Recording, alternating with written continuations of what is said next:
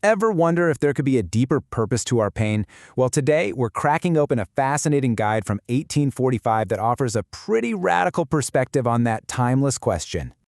So let's just dive right in with the big one. The question that everyone asks at some point: why do we suffer? It's a universal human experience, right? Well, we're looking at the work of a Scottish minister named Horatius Bonar. In his 1845 book, The Night of Weeping, he argues that for a Christian believer, suffering isn't some glitch in the system that needs to be fixed. Nope. He says it's a feature, an essential, and get this, even a loving part of their story. Now, the first thing Bonar does, and this is so important, is he doesn't try to minimize the pain or explain it away. He starts by just stating the obvious. Sorrow is a fundamental part of life for absolutely everyone. He paints this pretty bleak picture of a world just filled with grief. It's a universal language we all speak. But here's the twist. Bonar argues that the meaning behind that sorrow can change completely, depending on your relationship with God. And this is where he introduces his central idea. It's a whole new framework for looking at suffering, and it's all built around one single metaphor that for him changes everything. For Bonar, the entire argument hinges on this one idea, that believers are part of God's family. This totally reframes the relationship. You go from a distant, far-off creator to a loving, deeply involved parent. It creates a bond so close, he says, it's like being bone of our bone and flesh of our flesh. So if you're in this family, how do you know? What's the sign? Well, Bonar introduces this really powerful and frankly challenging symbol of membership. He says there's one defining mark that sets this group apart.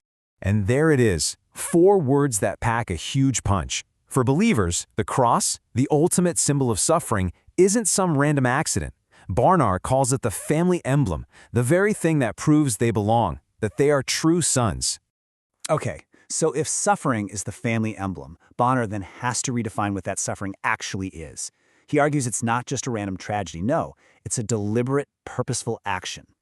Now, he uses this old-fashioned word, chastisement, and it's really important we get what he means.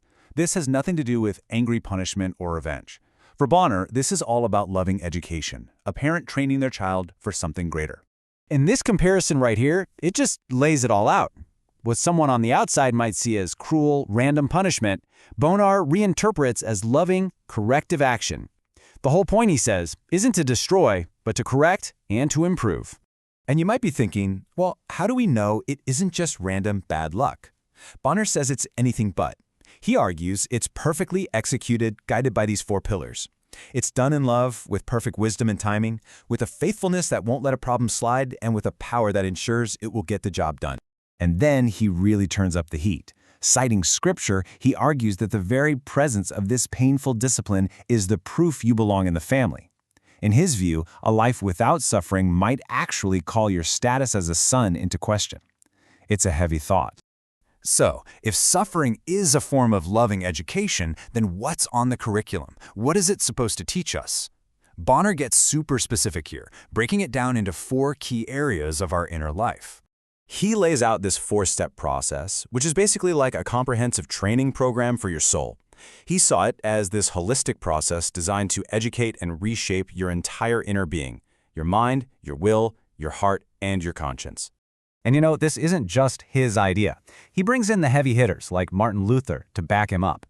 The argument is that sorrow can be this incredibly powerful teacher, maybe even a necessary one.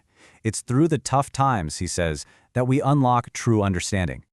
All right, so let's get to the final stage. What's the end goal of all this painful discipline? To explain the final product, Bonar uses a series of really powerful metaphors from industry and agriculture. First up, think of a metal refinery. The idea is that the intense heat from the furnace of affliction is designed to burn away all the junk, all the impurities in our character, leaving only what is pure and valuable. Or how about this one, sifting, like shaking grain in a sieve? He's saying the trials we face are meant to shake us up, but on purpose, to separate the good stuff from the worthless chaff. Then he switches gears to gardening. Imagine a skilled gardener pruning a vine. Yeah, the cut is painful, but it's done so the vine can grow back even stronger and produce more fruit. That's the idea. And finally, the last image is of a stonemason. Suffering is the hammer and chisel, chipping away at a rough block of stone, smoothing the edges, polishing the surface until it's transformed into something beautiful, something fit for a place in a heavenly temple. So in the end, this 19th century book leaves us with a really provocative thought. It challenges us to look at the most difficult, the most painful parts of our lives and ask, what if these aren't roadblocks to our purpose? What if they are the very path to it?